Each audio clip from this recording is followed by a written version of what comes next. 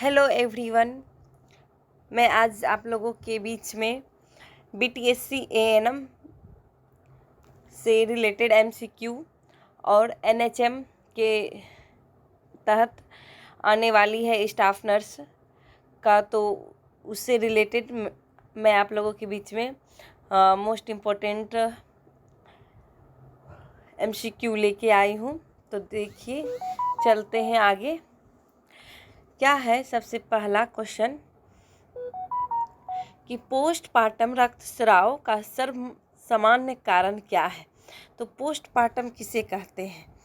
तो पोस्टपार्टम जो है बेबी डिलीवरी के बाद का जो पीरियड होता है उसे क्या कहते हैं? पोस्टपार्टम कहते हैं। तो पोस्टपार्टम यानी बेबी डिलीवरी होने के बाद जो ब्लीडिंग होता है उसका सर्वसामान्य कारण क्या है? तो उसका सर्वसामान्य कारण है कि काल पूर्व प्रसव। ठीक है।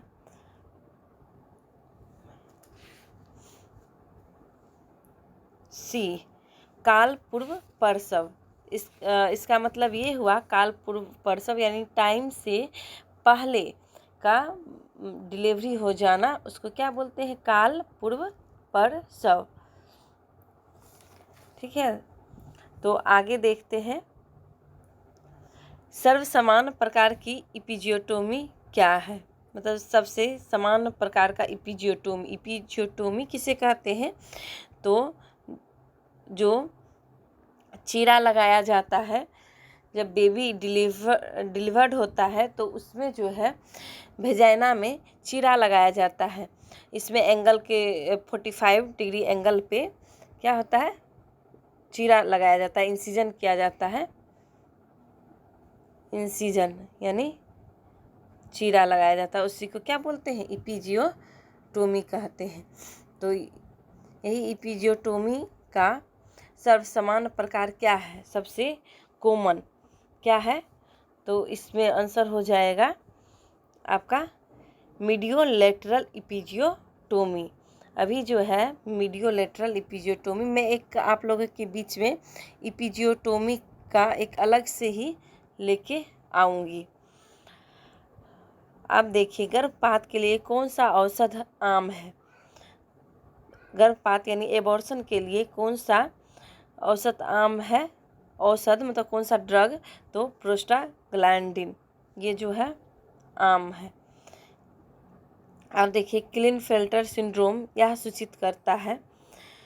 तो क्लिनफेल्टर सिंड्रोम ये सब क्या है? क्रोमोजोमल एबनॉर्मेलिटी के कारण होता है। तो इसमें क्या होता है? तो 47XXY जानते हैं क्रोमोजोम। इससे पीछे मैं बता चुकी हूँ कि क्रोमोजोम का संख्या ह्यूमन बॉडी में कितना होता है? 46 नॉर्मल, 23 पेयर। इसी में की संख्या में कभी बढ़ोतरी हो जाता है या कम हो जाता है या कोई पेयर मिसिंग रहता है, तो उसके कारण क्या होता है? क्रोमोजोमल एबनॉर्मलिटी इसको कहते हैं। इसके कारण से सिंड्रोम होता है। तो इसमें देखिए, क्लिनफेल्टर सिंड्रोम में क्या होता है? तो इसमें 47XXY यानी कि एक क्रोमोजोम जो होता है इसमें बढ़ जाता है। ठीक, तो इसलिए क्या होता है? 46 की जगह पे 47 क्रोमोजोम हो जाता है। XXY यानी यहाँ पे एक X जो है ज़्यादा हो गया है। ठीक है। अब आगे देखते हैं कि 20 वर्षीय महिला की ओलिगोमेनोरिया, स्थूलता और हर्सुटिज्म की शिकायतें बताता है कि उसे क्या है? अगर 20 वर्ष का महिला है तो उसके साथ क्या है? ओलिगोमेनोरिया है। ओलिगोमेनोरिया का मतलब क्या होता है? कि ब्लीडिंग कम होना। मेंस्ट्रुअल साइकिल में ब्लीडिंग क्या होता है? कम होता है। स्थूलता और हर्सुटिज्म, ये जो हर्सुटिज्म है, तो हर्सुटिज्म का मतलब क्या हो गया कि जैसे चेहरा पे बाल आना, ये सब हो गया हर्सुटिज्म। उसे हर्सुटिज्म कहते हैं, यानी कि अनचाहे बाल आना फेस पे। तो ठीक है, तो ये किसका लक्षण हो गया? PCOD। ठीक है, PCOD का फुल फॉर्म क्या होता है? जिसको बोलते हैं पॉलीसिस्टिक ओवेरियन डिजीज, यानी बोलते हैं ना ओवेरियन सिस्ट हो गया है। तो क्या हो गया? PCOD। उसमें ये सब लक्षण देखने को मिलता है। अब देखिए आगे 147 क्वेश्चन नंबर। तो इसमें क्या है कि जन्म सदमा यह इसके लिए जोखिम का विषय है। तो जन्म सदमा किसके लिए जोखिम का विषय है? तो गर्भाशय भ्रंश का। ठीक है, ये गर्भाशय भ्रंश का। अब आगे देखिए, गर्भवती महिला के लिए कितना कैलोरी का आवश्यकता होता है? तो गर्भवती महिला के लिए 2500 से 2700 किलो कैलोरी का आवश्यकता होता है। माँ द्वारा भ्रूण की पहली हलचल महसूस होने को कहते हैं।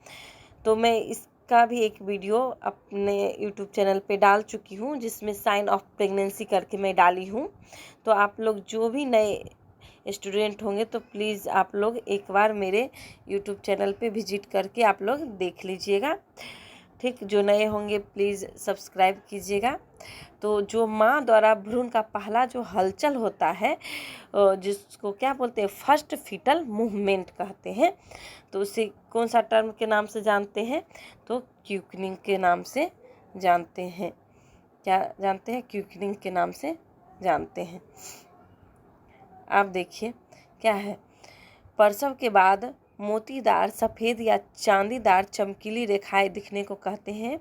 देखिएगा कि पेट पे क्या हो जाता है, लाइनिंग टाइप का रेखा बन जाता है, जो कि चांदीदार या मोतीदार टाइप का। तो उसे क्या कहते हैं? तो उसे कहते हैं लीनिया एल्बिकेंटस। ठीक, एल्बिकेंस भी बोला जाता है, तो लीनिया एल्बिकेंस। ठीक है, ये चांदीदार चमकीली रेखा जैसे देखने को मिलता है। अब देखिए, मिकोनियम और लीकर एमनी का मिश्रण दिखाता है। तो मिकोनियम किसे कहते हैं? तो जो बेबी जो होता है, फीटल का जो फर्स्ट स्टूल जो होता है, यानी कि जो पहला मल जो त्याग करता है बच्चा, उसको क्या बोलते हैं? मिकोनियम कहते हैं। ये जो मिकोनियम है, फर्स्ट स्टूल को बोलते हैं, यानी पहला मल। ठीक है, जो भी हिंदी मीडियम वाले बच्चे होंगे उनके लिए, कि पहला जो मल जो बच्चा त्याग करता है तो उसको क्या? मिकोनियम कहते हैं। और लीकर एमनी का मिश्रण दिखाता है, यानी कि पेट में ही बच्चा क्या हुआ, स्टूल पास कर दिया, और लीकर एमनी हो गया कि जो फ्लूइड होता है, एमनियोटिक फ्लूइड, तो उसका जो मिश्रण हो जाता है, तो उसे क्या चीज़ को दिखाता है? तो ये भ्रूण संकट, यानी बच्चा पे संकट हो सकता है, बच्चा को इसमें बर्थ एस्फेक्सिया हो सकता है, बच्चा का दम भी घुट सकता है। तो ये भ्रूण के लिए क्या हुआ? तो संकट को दिखाता है। अब आगे देखिए, आगे क्या है कि हिलाने के परीक्षण में नवचंद्रक के पास संपूर्ण रिंग जैसे बुलबुलों का होना दर्शाता है। तो यहाँ पे देखिए, जो सेकिंग, एक हिलाने का परीक्षण का इंग्लिश में कहते हैं सेकिंग एग्जामिनेशन। ठीक है, तो यहाँ पे ये दिखाता है सेकिंग एग्जामिनेशन जो है, यहाँ बच्चा का लंग्स जो है वो कितना मैच्योर हुआ है, उसके द्वारा ये देखा जाता है। ठीक है, तो यहाँ भ्रूण के फुफ्फुसों की परिपक्वता, यानी कि फीटल का लंग को देखने के लिए ये किया जाता है। इसको बोलते हैं सेक टेस्ट। ठीक है, सेक टेस्ट बोलते हैं। इसमें लंग्स के मैच्योरिटी को देखा जाता है। अब आगे देखिए क्या है कि 12 घंटों में कितनी लातों से कम खेरी के काम की विफलता दर्शाती है। यानी कि बच्चा का जो मूवमेंट होता है 12 घंटा में, तो बोलते हैं कितना बार बच्चा आपका मूव किया है वो फील करने के लिए, तो कितना से कम होगा, जो कि बोलेंगे विफलता को दर्शाती है।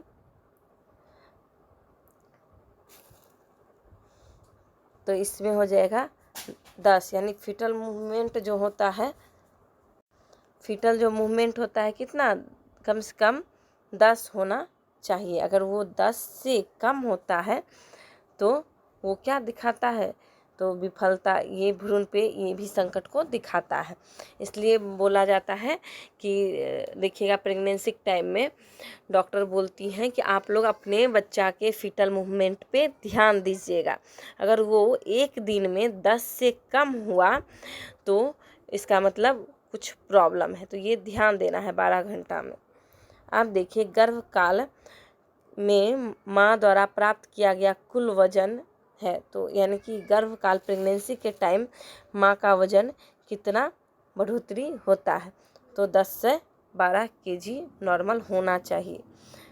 जो नॉर्मल वेट होता है तो प्रेगनेंसी में कितना वजन बढ़ता है, तो 10 से 12 केजी वजन बढ़ता है।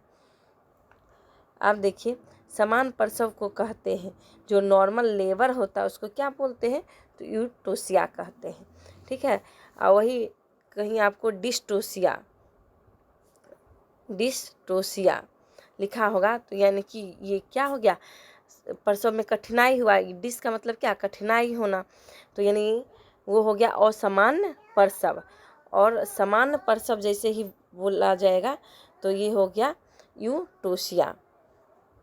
अब आगे देखिए क्या है कि सो, यह इसका संकेत है। सो जो होता है, सो में क्या होता है, तो इसमें जो होता है फीटल मेम्ब्रेन जो होता है वो नॉर्मल लेबर का ये एक तरह से संकेत होता है। उससे पहले जो है लेबर के पहले ये एक्सपल्सन इसका होता है, बाहर निकलता है जो भी बच्चा का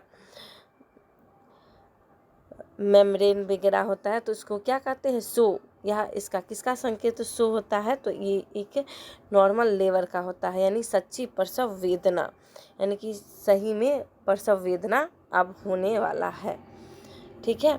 अब आगे देखते हैं। अब आगे है तीसरे चरण के प्रसव प्रीमी और मल्टी का कुल समय अवधि है। तो उस टाइम तीसरा जो थर्ड स्टेज जो होता है लेबर का, तो उसमें चाहे वो प्राइमी ग्रेविडा वाली मदर हो या मल्टी। प्राइमी ग्रेविडा का मतलब हो गया, यानी प्रसव प्राइमी का मतलब हो गया जो पहला बार बच्चा मतलब प्रेग्नेंट है, जो पहला बार फर्स्ट टाइम जो प्रेग्नेंट है उसको क्या बोलते हैं, प्रसव प्रेमी या प्राइमी ग्रेविडा। और मल्टी ग्रेविडा यानी कि जो 2 या 3 बार से ज़्यादा प्रेग्नेंट है, तो उसका जो थर्ड स्टेज का कुल समय कितना होता है, तो दोनों में कॉमन होता है 30 मिनट का होता है, ठीक है। आप देखिए प्रसव के बाद शिशु को तुरंत दिया जाने वाला ध्यान है। जैसे ही बच्चा डिलीवर्ड हुआ तो उसके बाद क्या ध्यान दिया जाना चाहिए, तो बच्चा का देखते होंगे उसका नाक का पूरा साफ़ किया जाता है, यानी एयरवे क्लीन होना चाहिए, तो यानी हवा का रास्ता साफ करना है, ठीक है। आप देखिए जन्म के समय प्रीटेल अस्थि की अतिव्याप्तता होने को कहते हैं।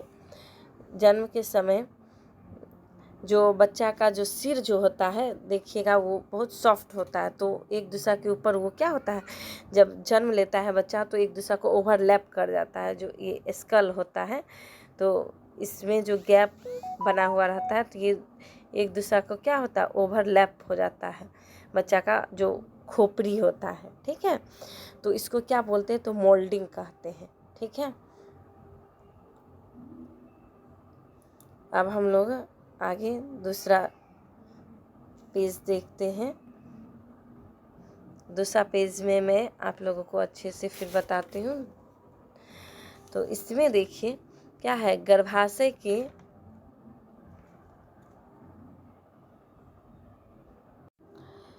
मैं आप लोगों के बीच में दूसरा मैं ये जो पेज है ये दूसरा दिन आप लोगों के बीच में इसका वीडियो लेके आऊँगी, नहीं तो बहुत लॉन्ग वीडियो हो जाएगा तो आप लोग का भी मन उब जाएगा, तो इसीलिए मैं शॉर्ट वीडियो ही लेके आई हूँ। आप लोग को जहाँ भी प्रॉब्लम होगा प्लीज़ आप लोग कमेंट सेक्शन में कमेंट कीजिएगा, मैं आप लोगों को डाउट को क्लियर करने का कोशिश करूँगी। तो आप लोग जो भी ANM के स्टूडेंट हो या GNM के हो, आप लोग के लिए ये सब वेरी इम्पोर्टेंट MCQ है। तो आप लोग जो भी नए होंगे प्लीज़ मेरे चैनल को सब्सक्राइब कीजिएगा, लाइक कीजिएगा, अपने दोस्तों के बीच में शेयर कीजिएगा। थैंक